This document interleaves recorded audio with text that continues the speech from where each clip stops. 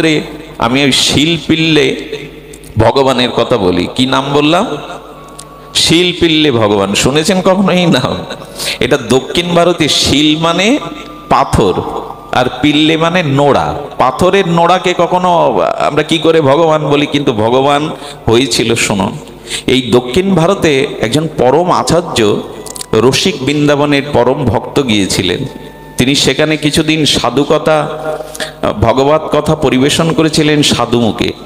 এই ভক্তি আক্রান্ত বিশুদ্ধ চিত্ত সাধু মুখনির্গলিত হরিকথার ভিতরে এমন শক্তি সঞ্চার হয়েছিল যে ওই ধনির দুলালি 14 বছরের কিশোরী মেয়েটা তিনি বসে বসে শুনে কদিনেই ভগবত কথা শুনে ভগবানের প্রতি তার চিত্ত আক্রান্ত হয়ে গেল। যখন গোসাই চলে যাবে তখন চরণে মাথা রেখে কাঁদছে, আমি ভগবানকে সেবা করতে চাই, আমাকে ভগবান দিয়ে যান। ওনার কাছে ছিল নারায়ণ শিলা, ওনার সেবিত পরম্পরা বিগ্রহ।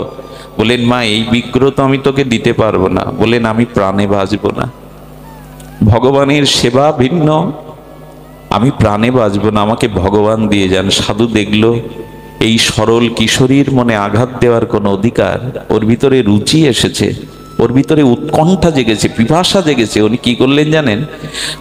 একটা পাথর রাস্তা থেকে কুড়িয়ে একটু ধুয়ে মুছে গঙ্গা জল দিয়ে ধুয়ে বললেন, ওকে অন্তত সান্ত্বনা দিয়ে যায়।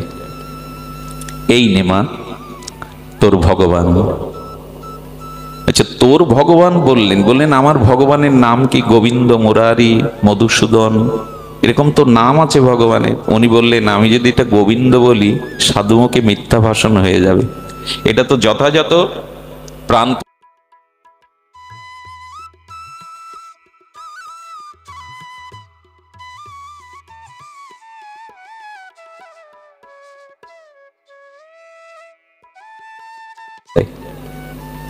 এই নেমা তোর ভগবান। আচ্ছা, তোর ভগবান বললেন আমার ভগবানের নাম কি? গোবিন্দ, মুরারি, মধুসূদন, এরকম তো নাম আছে ভগবানের। উনি বললেন, আমি যদি এটা গোবিন্দ বলি সাধুমুখে মিথ্যা ভাষণ হয়ে যাবে, এটা তো যথাযথ প্রাণ প্রতিষ্ঠা করা বিগ্রহ না। এই জন্য তিনি বললেন, হ্যাঁ রে মা। উনি চিন্তা করে বললেন, তোর এই ভগবানের নাম শিলপিল্লে। তার মানে শিল মানে, আগে বললাম দক্ষিণ ভারতীয় ভাষা শিল মানে পাথর, পিল্লে মানে তার একটা অংশ বা ভগ্ন অংশ, নোড়া। তো শিলপিল্লে ভগবান। মা তুই প্রাণ দিয়ে ডাকিস, এই শিলপিল্লেই ভগবান তোকে একদিন করুণা করে দর্শন দেবেন। আশীর্বাদ করে গেলেন। এটা ভক্তমাল চরিত্রে দেখে নেবেন। তো মেয়েটি সেই দিন থেকে শুরু করলো তার শিলপিল্লে ভগবানকে স্নান করানো, অভিষেক করানো, চন্দন চর্চিত করা, মাল্যদান। আর কি করে জানেন? যখন বিছানায় যায় বুকের মধ্যে চেপে রেখে ঘুমায়, তুমি আমাকে ছেড়ে কোনোদিনই যাবে না। সরলতা না হলে ভগবানকে পাওয়া যায়, সরল না হলে, চিত্ত মসৃণ না হলে ভগবানকে পাওয়া যায় না।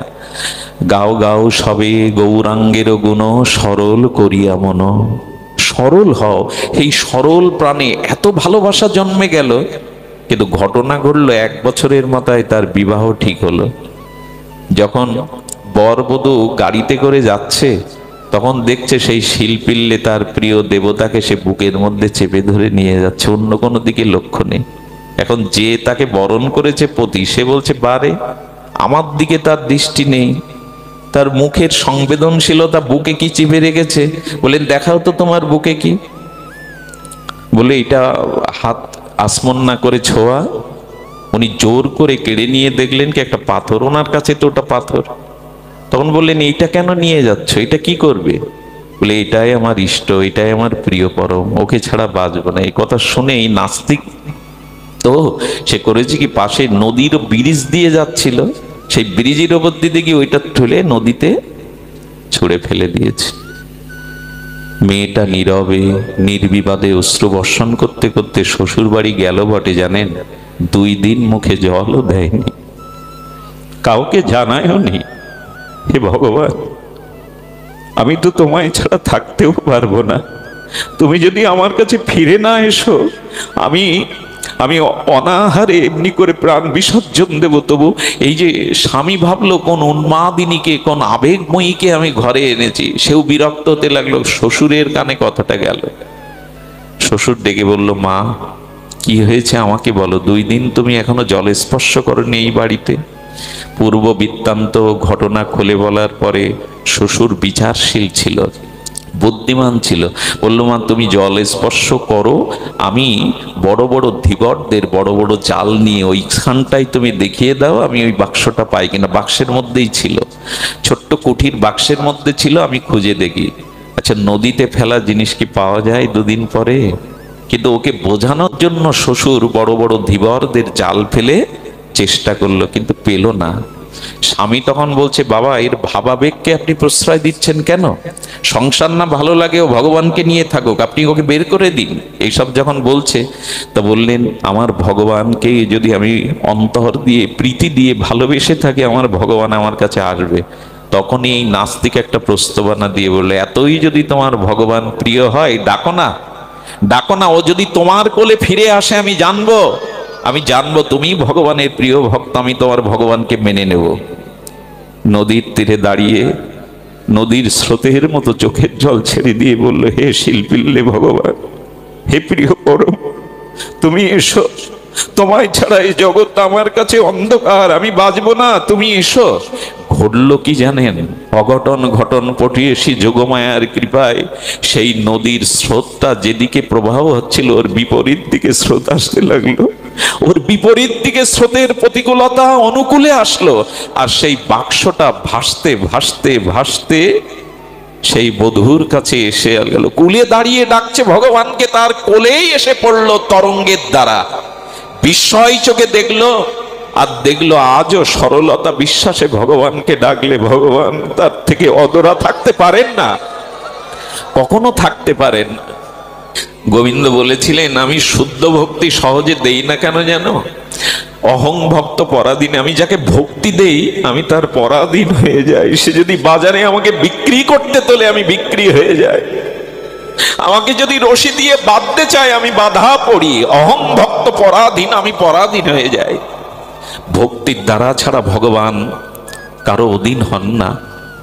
এই জন্য আমরা যতই যুক্তি তর্ক করি না কেন, বিশুদ্ধ ভাব দরকার, বিশুদ্ধ ভক্তি দরকার, সরলতা দরকার, নিষ্কপটরা হৃদয় দরকার, স্বচ্ছ বিশুদ্ধ হৃদয় দরকার। ভগবান প্রাপ্তির কোনো বিলম্ব নাই। শুধু ময়লাটা সরে না। দর্পণে যদি মল জমানো থাকে না, ময়লা, তাহলে নিজের প্রতিচ্ছবিটা প্রতিভাত হয় না। আমাদের হৃদয়ে ময়লা জমে গেছে, বিষয় বাসনা কামনার অবিশ্বাসের ময়লা জমে গেছে যুক্তিতর্কের। সঙ্গে সঙ্গে সেই সাধু কেঁদে বলল, তবে আর এভাবে বসো না। সেই মূর্তিতেই গোবিন্দ দাঁড়িয়ে থাকলো। শুনুন, আমি বলতে চাই, পরীক্ষিত মহারাজ কলিকে কেন মারেননি? আজকে যারা আমরা কলির অবগুণ গাইছি, কলির দোষ কীর্তন করছি, আমরা যদি প্রশ্ন করি, মহারাজ অস্ত্র তুলেছিলে, কলিকে কেন বধ করলে না? তাহলে তো এই ঝামেলায় পড়তে হতো না। কলি ঘোর ও তিমিরে গরসল জগজন, সব জনগণ কলির প্রচন্ড তাপে বিষময় হয়ে গেছে, কলিকে কেন তুমি বাঁচালে পরীক্ষিত? কেন বাঁচালো জানেন? কলি যদি না আসতো, তাতে এত অনায়াসে, এত অল্পায়ুতে, এত ক্ষণভঙ্গুর জীবনে আমরা কোনোদিন ভগবানকে লাভ করতে পারতাম না। শুনুন, কলির একটি বিশেষ মহিমা, বিশেষ কৌল দশ নিদে রাজায়ন্তী এক মহানগুণ কীর্তনা দেব কৃষ্ণস্য মুক্ত সঙ্গ পরং ব্রজেত। এই কলিযুগ এসেছিল বিদায়, চৈতন্য মহাপ্রভুর আবির্ভাব হয়েছিল বিদায়, আমরা ব্রজপ্রেম পেলাম, রাধা প্রেম পেলাম, রাধা কৈকর্য পেলাম। যে ব্রহ্মাদি আদি দেবতাগণ যার সন্ধান পায়নি, সেই রাধা প্রেম, ব্রজপ্রেম, নিভৃত নিকুঞ্জের মঞ্জরি ভাব সাধনা একমাত্র গৌরাঙ্গ সুন্দরী জানালেন। আর এই যুগে তপস্যার প্রয়োজন নাই। এই যুগে আপনি যজ্ঞ করেও তার যথার্থ যজ্ঞ আপনার দ্বারা সম্ভব নয়। তপস্যা তো নয়। 3 ঘন্টা এক জায়গায় বসতে পারি না, আসন সিদ্ধি হয়নি, জিতাসন হয়নি, ইন্দ্রিয় জয় হয়নি, তো আমরা কি করে পাবো? তাই চৈতন্যদেব বললেন, কীর্তনা দেব কৃষ্ণস্য মুক্ত সঙ্গং পরং ব্রজেত। সব কিছু নিগড়ে শাস্ত্রের নির্যাসকে আমি হরিকথার হরিনামের মধ্যে দিয়ে গেলাম, হরিকথা হরিনামের মধ্যে দিয়ে গেলাম, এর মধ্যেই যথার্থ কল্যাণ। শুনুন, পুরীতে এক মালিনী, মানে ফুলের বাগানের মালিনী ফুল ফুল তুলছে তুলছে কি গাইছে জানেন? গাইছেন জয় জগদীশ হরে, অর্থাৎ গীত গোবিন্দের একটা পয়ার গাইছে, রসল কবলিত জয় জগদীশ হরে। শুধু এই গান গাচ্ছে, কোনো তপস্যা করিনি, শাস্ত্র পড়িনি, জগন্নাথের দিকে মুখ করে আবেশে ফুল তুলছে আর এই জয় জগদীশ হরে কীর্তন করছে। জগন্নাথ কি করেছে জানেন? ওর সরল সংকীর্তনে মোহিত হয়ে জগন্নাথ ওর পেছনে এসে দাঁড়িয়েছে। ও যেদিকে হাঁটছে জগন্নাথ সেই দিকে হাঁটছে, কিন্তু ফুলের সাথে সাথে ওখানে কাঁটা বনও ছিল। জগন্নাথের সমস্ত দিব্য বস্ত্রে কাঁটা লেগে গেল। সম্ভব? শুধুমাত্র সরল প্রাণে যদি কীর্তন করা যায়, হরি গুণাগুণ কীর্তন করা যায়, তবে কলিতে তপস্যা যাগযজ্ঞের অপেক্ষা রাখে না। একমাত্র হরি কথা, দিব্য হরি নামের দ্বারাই ভগবানকে লাভ করা যায় অনায়াসে। এই সম্ভাবনাটা, এই সুকৃতিটা 4000 যুগের মধ্যে জীবার পাবে না। এই চৈতন্য নিত্যানন্দের বিশেষ কলিযুগে ছাড়া 4000 বছরের মধ্যে এই সুযোগ আর জীব পাবে না। ব্রহ্মার একদিনে কেবল একবারই আসেন তিনি, যে দাপারের অন্তভাগে রসরাজ ব্রজেন্দ্র নন্দন রাধা সহ ব্রজ গোপীদার সাথে ব্রজলীলা সম্পন্ন করেন। সেই দাপার অন্ত হবার পরে কলির অব্যবহিত কলিযুগের প্রথম সন্ধ্যায় সেই রাধা কৃষ্ণ মিলিত তনু রসরাজ মহাভাব হয়ে পরম কারুণ্য মহাদাতা শিরোমণি হয়ে শ্রী গৌরাঙ্গ কেবল 4000 যুগের মধ্যে একবার আসে। সেই যুগের মানুষ আমরা। কত বড় সৌভাগ্য ছিল, কিন্তু দুর্ভাগ্যে পর্যবেসিত হলো আমাদের জীবন। এই জন্য দয়া করে আসুন, মনটাকে সরল করে, নিষ্কপট করে, অসৎসঙ্গ পরিত্যাগ করে হরিকথা আর হরিনামের দ্বারা আমাদের জীবনকে, অন্তরকে আমরা ব্রজপ্রেমে সুসজ্জিত করি, অনুরাগের রক্তিম করি, অনুরাগের রঙে আমরা রাঙিয়ে উঠি। সকলের হৃদয় হরিকথা হরিনামেই রাঙিয়ে উঠুক। জগন্নাথের সেবক দেখছে সিঙ্গার করাতে গিয়ে যে জগন্নাথের কাপড়ে কাটা বিঁধে আছে। জগন্নাথের সেবককে বলছেন, আরে আমি ওই মালিনীর আর জয় জগদীশ হরে গীত গোবিন্দের সঙ্গীত শুনতে শুনতে আমি কাটা বনেই গিয়ে কাটা মাখিয়েছি, এই বস্ত্রটা পরিত্যাগ করে আমাকে সুন্দর বস্ত্র পরাও। তবে বস্ত্রটাকে কাটা ছাড়িয়েও না, ওটা অনুরাগের কাটা, প্রেমের কাটা। লাগলো কি তপস্যা? শুধু একটু প্রেম মাখা উৎকণ্ঠিত সরল হৃদয়ে ভগবানকে ডাকলেই তিনি কাটা বনে গিয়ে বস্ত্রে কাটাই পড়লেন। এই জন্য আপনাদের কাছে সর্বশেষ অনুরোধ করব, কোনো সাত্ত্বিক ভাবাবেগে একটু গড়াগড়ি, একটু চোখের জল, একটু শিহরণ, এগুলি নয়। যথাযথ ভজন করুন, সরল প্রাণে শুদ্ধ সাধুসঙ্গের দ্বারা হরিনাম হরিকথাকে আশ্রয় করুন। এর দ্বারাই ভাবের প্রস্ফুটিত হবে, এর দ্বারাই ভাব ভক্তিকে আনায়ন করবে, ভক্তির পরিপক্কতায় বিশুদ্ধ ব্রজপ্রেমকে আনায়ন করবে। আপনাদের কাছে এইটুকু বলেই বিশ্রাম করি। এই ব্রজপ্রেমের জন্য চাই ব্যাকুলতা, এই ব্রজপ্রেমের চান্দে চাই আকুলতা।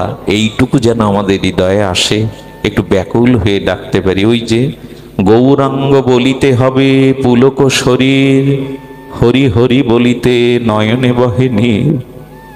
আর কবে নিতাই চাঁদ করুণা করবে? আমাদের নাম সিদ্ধ বাবাজি মহারাজের চরণ সেবা করেছিলেন এক অন্তরঙ্গ ভক্ত। সারাটা জীবন বাবাজি মহারাজের সেবা করেছেন, নামনিষ্ঠ। তো বাবাজি যখন উনি অপ্রকাটে যাবেন, তখন বলছে, কিরে সারাটা জীবন প্রাণ ঢালা অকৃত্রিম সেবা করলি, তুই কিছু চাইবি না? তবে তোকে বলে রাখি, আমি তোকে বৈকুণ্ঠও দিতে পারি, আমি তোকে বৈকুণ্ঠও দিতে পারি। কিছু চাইবি না আমার কাছে? বলেন, বাবাজি সারাটা জীবন জন্ম জন্মান্তরের আপনার মতো শুদ্ধ মহাত্মাকে যেন সেবা করতে পারি, তবে একটা চাওয়া আছে, আপনি দিবেন না। বলেন, যে তোকে বৈকুণ্ঠ দিতে রাজি, যে তোকে সর্বস্ব দিতে রাজি, সে দেবে নাই, অবিশ্বাস তোর কেন এলো? বলো, বাবাজি আমার মাথায় হাত দিয়ে বলুন, আমি যা চাইবো দেবেন। বলে, ন আমার কথাই তো রাস্তা এলো না, বিশ্বাস এলো না। বলেন, আগে বলুন। বলে, ঠিক আছে, সর্বস্ব তো দিয়েছিস আমার সেবায়, আমি তোর মাথায় হাত দিয়ে বললাম, তুই যা চাইবি দেব। হাত জোর করে চোখের জলে কি চাইলো জানেন? সারাটা জীবন দেখেছি আপনি আসনে বসে নিতাই বললেই আপনার চোখ দিয়ে প্রেমাশ্রু পড়ে।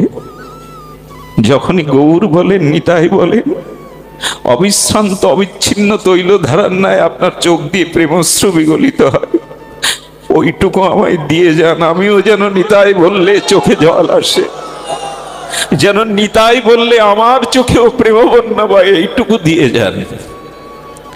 সিদ্ধ নামনিষ্ঠ বাবাজি মহারাজ স্তম্ভিত হয়ে গেলেন 5 মিনিট পরে। কি বললেন জানেন? আমার সর্বস্ব নিয়ে আমাকে ফতুর করে দিলি, নিতাই বলে কাঁদা ছাড়া যে আমার কিছু নেই, গৌর বলে চোখের জল ছাড়া যে আমার কিছু নেই, আমার সারা জীবনের জন্ম জন্মান্তরের ওটাই তো সম্পদ, আমাকে ফতুর করে সব নিয়ে নিবি? তবে হ্যাঁ, আমি আশীর্বাদ করলাম, আজ থেকে নিতাই গৌর বললেই তোর চোখে যেন প্রেমের বন্যা আসে, আমি তোকে আশীর্বাদ করলাম। এরপর থেকে এই গুরুগত প্রাণ ভক্ত যখনই নিতাই বলতো তখনই চোখের দিয়ে প্রেম বন্যা বইতো। এই দিন কবে হবে? এই ভাব কবে হবে? হবে হবে যে নিজে কাঁদতে পারে সে অন্যকেও কাঁদাতে পারে, নিজে না কাঁদলে অন্যকে কাঁদানো যায় না। যে গৌর বলে কাঁদে তাকে স্পর্শ করুন, তার সঙ্গ নিন, তাহলে সেটা আপনার ভিতরে সংক্রামিত হবে। যারা গৌরগত প্রাণ, নিতাইগত প্রাণ, বন্ধুগত প্রাণ, তাদের সঙ্গ করুন, তাদের স্পর্শ নিন, তবে নিতাই বলে চোখে জল আসবে। 100 বছর তপস্যা করেও যা না হয়, কৃষ্ণ বলে, গৌর বলে, নিতাই বলে কাঁদলে সেটুকু হৃদয় দ্রবীভূত হয়। আমাদের গৌড়ীয় সাধ্য সাধনার মূল উপাচার হলো চোখের জল। দুফোঁটা প্রেমশ্রুই হলো গৌর ভজনে, রাধা ভজনের একমাত্র উপচার, আর কোনো উপচার নয়, শুধু চোখের জল। রাধা কুণ্ডের তীরে পড়ে সঘন নিঃশ্বাস ছেড়ে রঘুনাথ দাস গোস্বামী কেঁদে চলেছে তপ্ত রৌদ্রে বিনিদ্র রজনী। তবই বাষ্মী ন জীবাবিত আবিনা।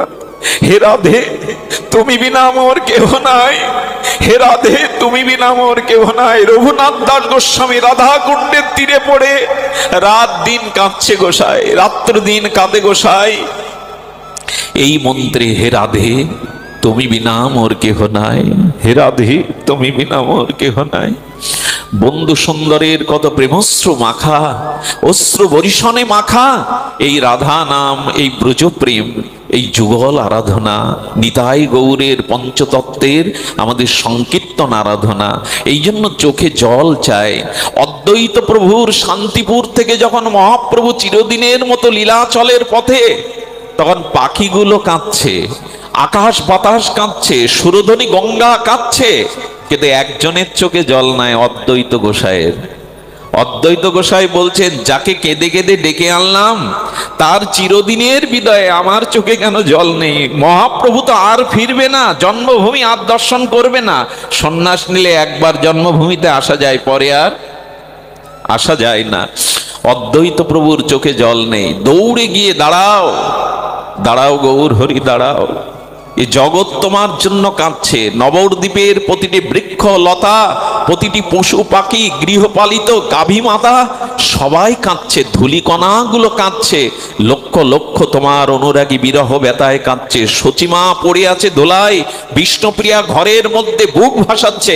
আমার চোখে কেন জল নেই? জবাব দাও।